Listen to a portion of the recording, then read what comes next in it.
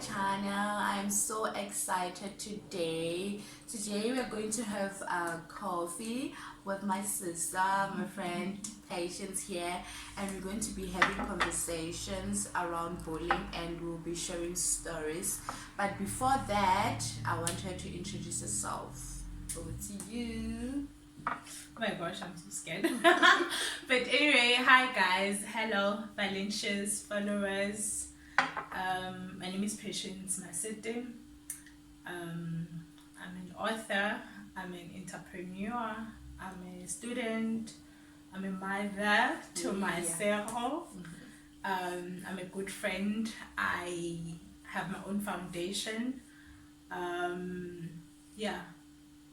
Very impressive, hey? You guys should follow her as well, please. Yes, and I have an upcoming YouTube channel. Yep, you should subscribe to that. We'll send you guys the links, don't worry. Anyways, so before we start our topic, I would really love to explain what bullying is. So bullying, it is an ongoing and deliberate misuse of power where one seeks to harm or intimidate others. Bullying is a very broad topic, and we have got different types of bullying in which I'm not going to delve too much into it because I want to share my story with you guys, what I went through. This YouTube thinging, it was not so easy to actually create it because wow, I didn't have confidence back then. So when I grew up, it was quite hectic. I was dark, guys.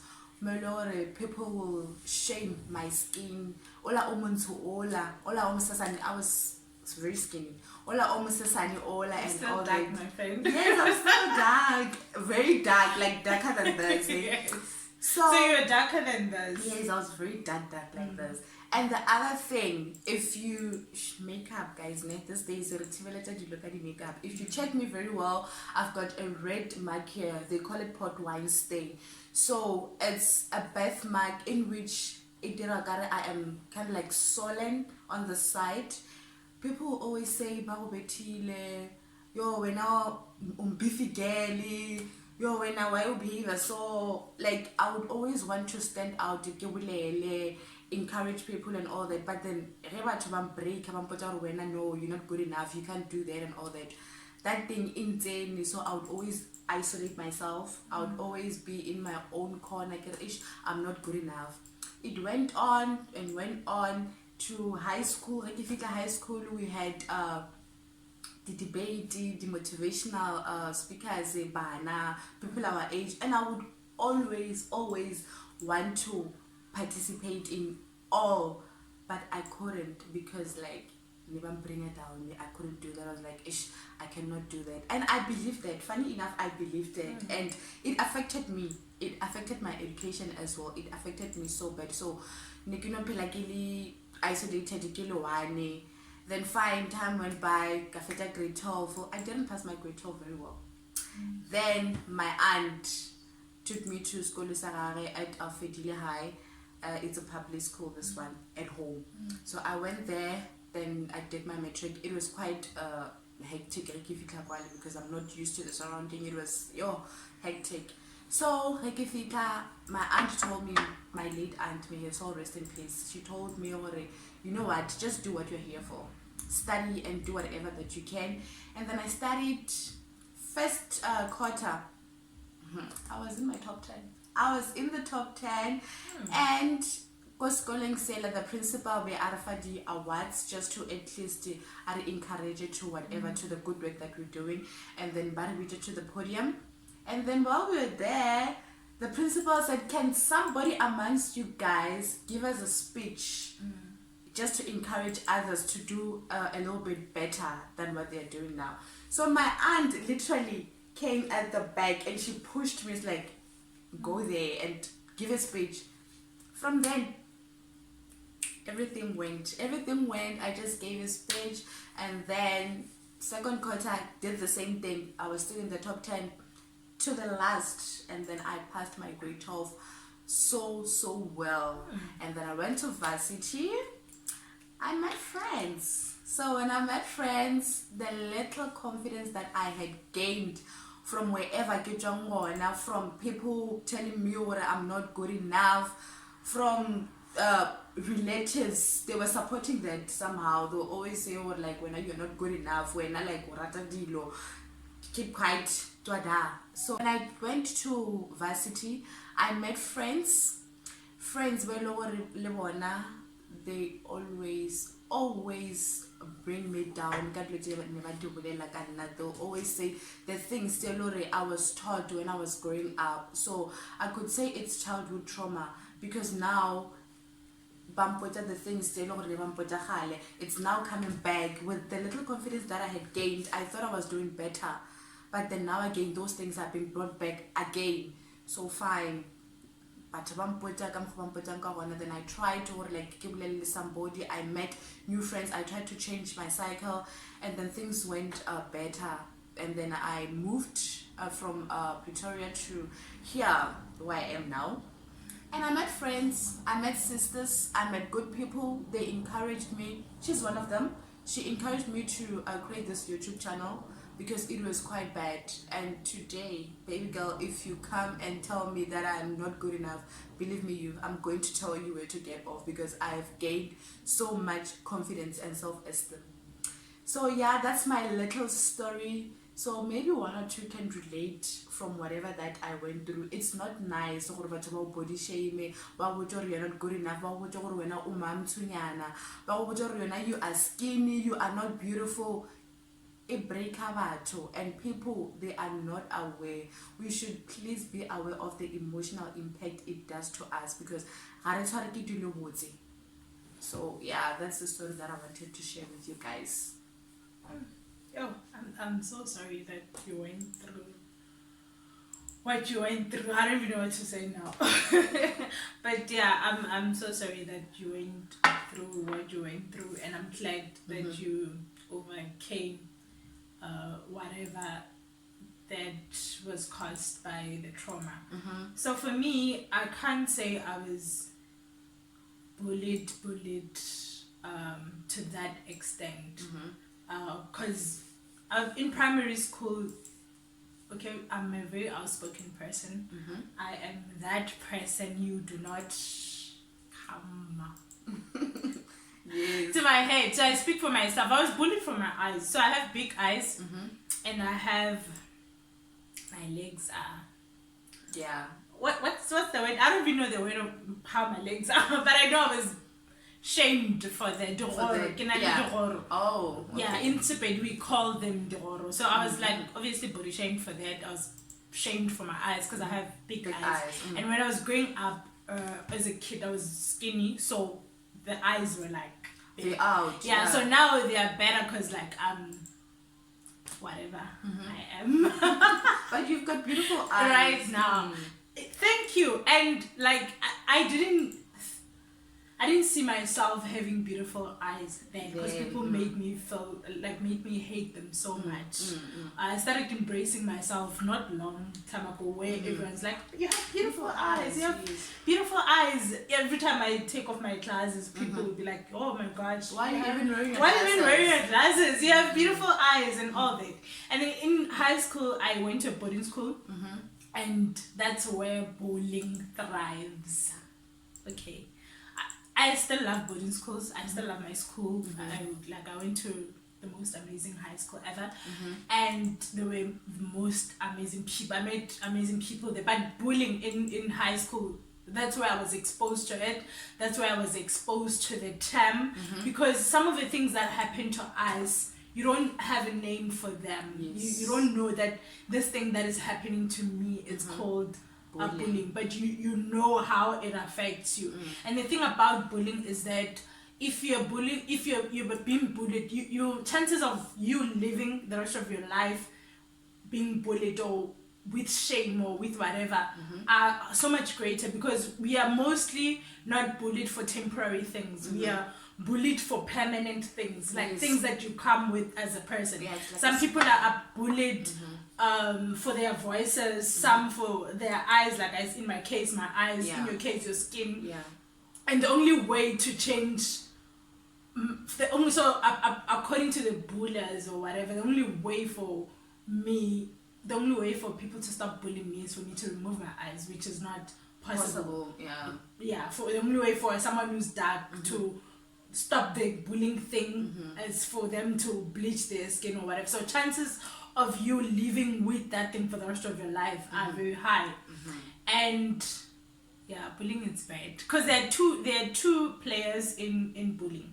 There's the buller, and there are people who are enablers. We call them enablers because they are the ones who are kicking behind. They are the ones who laughs behind. They're the ones who clapping hands when the bully is doing whatever. If someone is beating you, pushing you, kicking you, agoroga, you know those girls, baba mean agoroga. They're the ones who actually there are three players, not two. There are three players. There's the bully, there's the enablers, but there are two different types of enablers. There are those who enable the thing, clapping hands, singing, doing whatever, encouraging the bully to continue doing whatever that they are doing. And then there are those enablers who have the power to stop both people, to stop the bully, either the bully or the first enabler,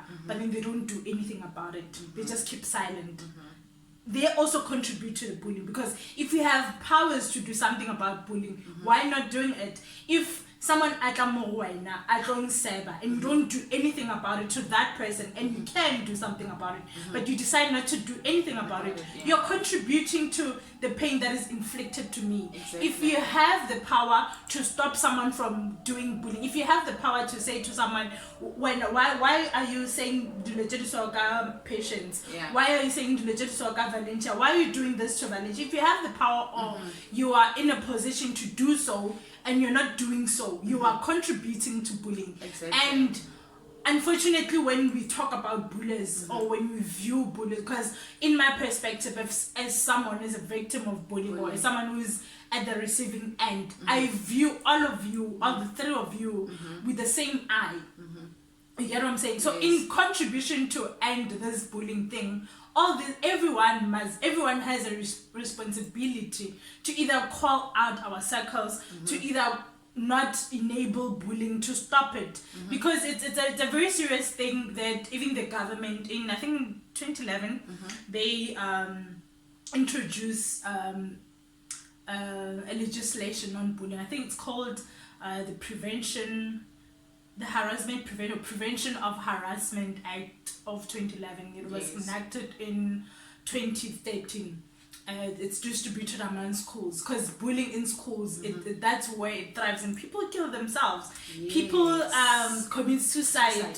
Exactly. People make huge decisions, life-threatening decisions, because they were bullied. People change careers because they were bullied. I mean, if you're being bullied for how you talk or how you express yourself, or you will not decide to be maybe a lawyer or something that has to do with communication. So even if you really, really love being a lawyer, but then because people have bullied you your whole life, by how you speak or how you express yourself, or by a certain feature on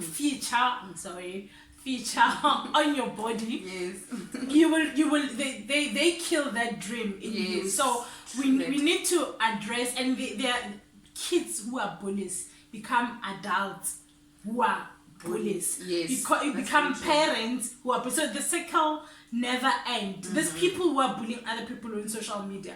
Those are the kids that Baba Koreting, when they were bullying other people, or high school, when they were bullying other people in primary school, and they continue to perpetuate the same behavior, the same pain to other people on social media. Exactly, I totally agree with that, because I've also seen that a majority of children who are being bullied, they don't actually report bullying, because they are so scared that they might worsen the bullies to actually continue doing that.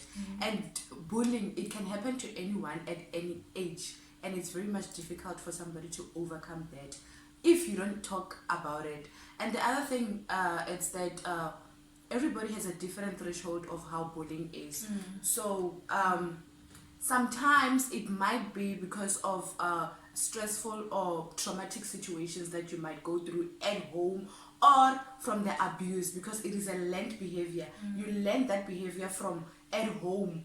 So now you start to behave in a certain manner, or you're gonna bully somebody at school, or you are trying to avoid or using it as a coping mechanism to actually deliver the same behavior at school. Or you're just a trashy person. Exactly. You're just a bad rotten human being. Exactly. Because some people come from parents who are good, they were raised well. Exactly. Not fights or what. Or some people were raised like that in those environments, in those situations. Well, with me saying this, I'm not undermining obviously the dynamics that come, family dynamics that affect or cause people to be bullying. And I don't like talking about why people are bullies, because you are a bully because you're a bully. Yeah. You get my point? Yes. You are a bully because you are a bully. Like, you cannot use there's no justification. You cannot use any reasons why you are a bully. You're a trashy person if you're being a bully for no reason, because it's the abuse of power. People who are bullying other people, they because they bully the weaker ones. It's about power. It's like rape. It's not about how you were raised, how you view life, how you view certain things. Some people would say people are bullying because they don't love themselves, like with the recent thing of Makazi, when she's being bullied, and people will be like, the people who are bullying Makazi, it's because they hate themselves. No, they are bad people. Yeah, they are. If you hate yourself like they like foul, you're a bad person. Exactly. I don't see any justification why you would bully someone. You get what I'm saying? You're a bully because you're a bully. Yeah. And I feel like at some point, as a country or as people, as whatever, the education is there. The education of, like, if you're having family dynamics, this is what you do. If you're having this is what you do. And it's there for a reason. But then we should also at the same time hold these people accountable. Exactly. Because I also, to add on to what you're saying, I also believe that some bullies, they might feel threatened by you. They might feel intimidated by you, because bullies sometimes, they themselves, they don't have self-esteem. They have a very low self-esteem. They lack attention, so they want to Oppress you. Yes, so they want to oppress you, and they want to kill the light that you have. So they target people. They don't actually wake up and say, okay, fine, I'm going to bully my sister or whatever. They target somebody that they feel intimidated by or threatened by. And I hate bullying. I hate bullying. I hate bullies with every passion in me. And I always explain to my circle of friends too, if I know you have a friend or you have a family member who's a bully, you're not doing anything, I'm gonna go on you, because I hate how enablers or how people who contribute, how they do not realize the pain that they are causing us. I mean, right now, if I love you as a person and someone is bullying me, and you have the power to do something about it, but you're not doing anything about it. Yeah. And with the case with your friends or whatever, but because most of the time, if those people are your enemy, how do you end up knowing that people were saying this and that about you? It's your friend. If those people were saying this and that about me, what were you saying? Nothing. What did you do? How did you respond to them? What did you tell them? Like, you have the guts to come and tell me that, by the way, now you have a dark skin, by the way, now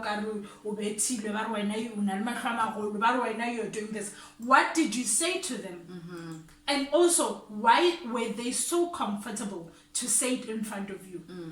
Because obviously they're not comfortable to say it in front of me. Why were they so comfortable to say it in front of you? And the incident of Lifono, if you remember back then, that was a sad. Yeah, it was. That was a sad. Those kids were applauding that girl who was actually physically abusing her. That's what we call enablers. Yes. That was Why? so Why sad. would they do that? And after her death, it's when then they were like, oh my God, we are so I should sorry. have done this. Exactly. Why do you have to wait for something to happen for you to act on something? So it's very, very, very bad, guys. Please speak out around this bullying thing, because it's not nice. And sometimes if you can talk to the bully, let's say if somebody is bullying you, if you can try and talk to the bully and try to talk to her or him nicely, sometimes others, like, they genuinely do not know how much it is affecting you. So if you talk to them nicely and try to address, or like, are you even aware of what you're doing? Are you even aware what impact you're doing into my life? Maybe they will understand, but it depends on one. And you know what, with regarding to the Lefuno issue, I was so hurt. I was so devastated because I'm a mother, guys. And imagine, I'm a parent. Imagine if one day my daughter kills herself because she's been Bullied, physically abused, and there were people there clapping. They didn't do anything about it. That was so. And also during that time, what annoyed me the most was the fact that everyone was now, guys, stop bullying. People who are big, the biggest bullers were in the front saying stop bullying. Why? The biggest contributors to bullying were saying stop bullying, writing messages, rest in peace, Lefuno. I'm like, hey girl, why? I know you. I know you are a bully. What are you saying? Those are power dynamics. I know people you have bullied. I know people who have scars in life today because of your bullying. So babes, I've realized that so many people who are bullies, they are not aware that they are actually doing the wrong thing. So how do you make a bully aware that what they're doing is wrong? Yo, I don't know, but I think if you are brave enough to tell them, which is rare, because like I said, bullying is about power. It's about having power over like weaker people. So it will be very rare that you will stand up to your bully and say stop doing this. And some bullyings, it's in a group form, so it's not easy to address like everyone, including the enablers, to say you're doing this, you're doing that, especially if you're not brave. But if you are brave, by all means, stand up to your bully. Tell them, if there's someone that you can tell them that can sort them out or that can make them be accountable, then you can do that. Okay. And I would also love to urge parents to, for bullies at school, to urge parents to actually be very careful, or check the behaviors of their children when they come back home early, when they come back unhappy, when they do not want to participate in extramural activities anymore, and they always give vague excuses about headaches, say my stomach gets whatnot, and all those things. So parents should be very much aware, because that it exhibits a behavior. So you should check the behaviors of your children always. Even the parents of bullies, because sometimes those parents will be like, no, my daughter or my son will not do this, blah blah blah. As a parent, you don't know what's happening in schools.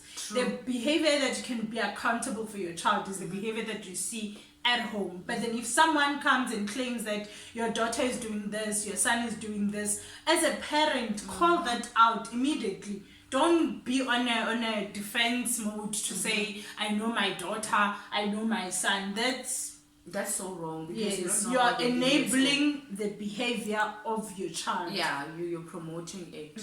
So what do you think it affects people mentally? How do I think bullying affects? Mentally. Bullying it's a very dark thing, because like I said, if you're being bullied, you are likely to be bullied for your whole life, especially if you have been bullied for being dark skinned. You're gonna be a dark person your whole life. If you're being bullied for your eyes, for your legs, for your body, for your whatever, you are likely to carry that for the rest of your life. And every time, because people have said this about you, so you believe it. So every time, every area that you go with it, you carry it. So it affects people so deeply. For me, I always say,